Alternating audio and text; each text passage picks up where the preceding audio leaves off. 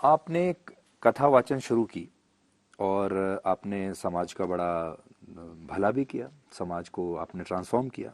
लेकिन अब लोग ये कह रहे हैं कि अब आप कथा वाचक से एक बिजनेस वूमन बन गई हैं। अब आपने अपनी कथा वाचन को कमर्शियलाइज कर दिया है। अब आप एक इवेंट का 9 लाख 10 लाख रुपया लेती हैं, विच इज टू एक्सपेंसिव। तो ये आपके दिमाग में कैसे आया? और you want to make money? No no no. तो ये मैंने कोई स्टार्टिंग से नहीं, मैंने हमेशा से मैंने कहा जो आप मेहनत करते हैं आप डिजर्व करते हैं, वो चीज़ हुई है। मैंने कभी स्टार्टिंग से, मैंने शुरुआती तौर से ये नहीं कहा कि मैं सिर्फ एक संत हूँ या साधु हूँ। मैं अच्छे घर में रहती हूँ और मैंने शुरुआत बहुत हम्बल बैकग्राउंड से की है और मैं उठकर आई हूँ। मेरा परिवार है, मेरे ऊपर जिम्मेदारियां हैं उन परिवारों की। लेकिन जब आप 100% कहीं पर देते हैं, लेकिन वहां से अगर आपको कुछ भी इनकम नहीं हो रहा है तो आप ज्यादा समय तक वहां नहीं रह सकते, अगर आप गृहस्थ से हैं तो। प्लस हमारे पास 20 से 25 लोगों की टीम है सिर्फ कथा के लिए, जिसमें सब कुछ आते हैं, आर्टिस्ट भी आते हैं, म्यूजिशियंस आते हैं, साउंड सिस्टम आता है, डेकोरेशन आता है, जिन सबका घर इससे चल रहा है। आज उनके बच्चे स्कूल जा रहे हैं, पढ़ रहे हैं, उनके घर में खाना आ रहा है, तो इतना काम भी हो रहा है जिस पर नजर नहीं जाती है किसी की।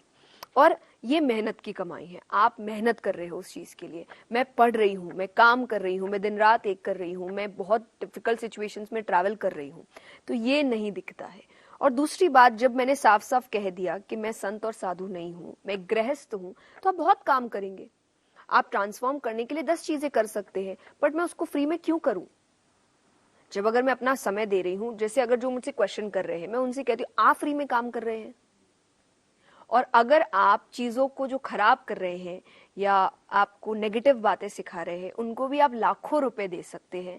तो जो एक्चुअली आपके घर में संस्कार ला रहे हैं, सकारात्मकता ला रहे हैं, भगवान को लेकर आ रहे हैं, आपको खुश रख रहे हैं, उनको कुछ देने में आपको क्यों प्रॉब्लम है?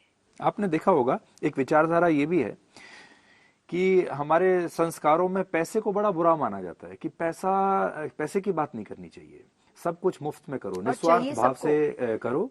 और पैसा जो कमा रहा है वो अच्छा व्यक्ति नहीं है। ये थॉट प्रोसेस ही शायद मुझे चेंज करना है कि ये गलत बात है।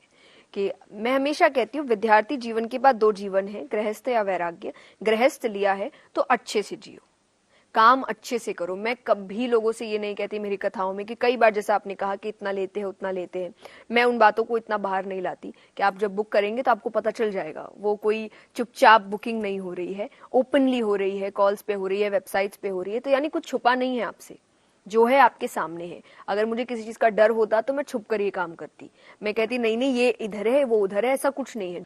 जय जी, मैं आपकी वेबसाइट देख रहा था। वेबसाइट जब आपकी देखते हैं तो उसमें अलग अलग सेक्शंस आते हैं। उसमें एक जगह लिखा है इवेंट्स। वेबसाइट देखकर ऐसा लगता है जैसे किसी बहुत बड़े फिल्म स्टार की वेबसाइट हम देख रहे हैं या किसी बहुत बड़े स्टार परफॉर्मर की वेबसाइट देख रहे हैं। और टोटल जैसे एक कमर्शियलाइज्ड वेबसाइट है, वैसी आपकी वेबसाइट दिखती है। तो ठीक है, आप साध्वी नहीं हैं, आप मोटिवेशनल स्पीकर हैं, लेकिन पैसा तो आप भी अच्छा खासा कमा रही हैं, आपकी वेबसाइट देखकर पता चलता है। Why not? आध्यात्मिक लोग स्टार्स क्यों नहीं हो सकते?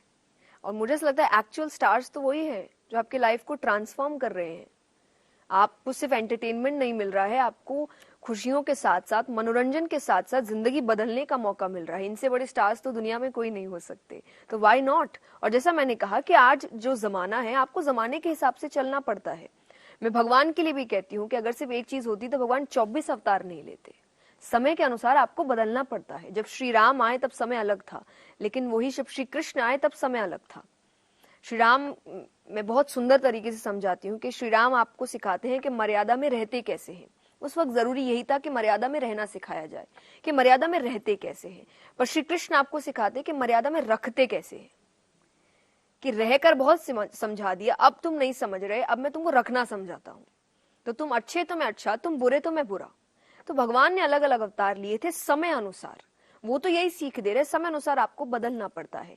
एंड जब मनी की बात होती है, मनी खराब क्यों है?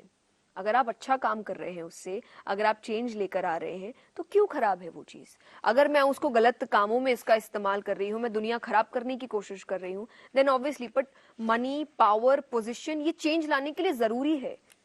आपको चाहिए तभी आप बड़ा चेंज ला सकते हैं।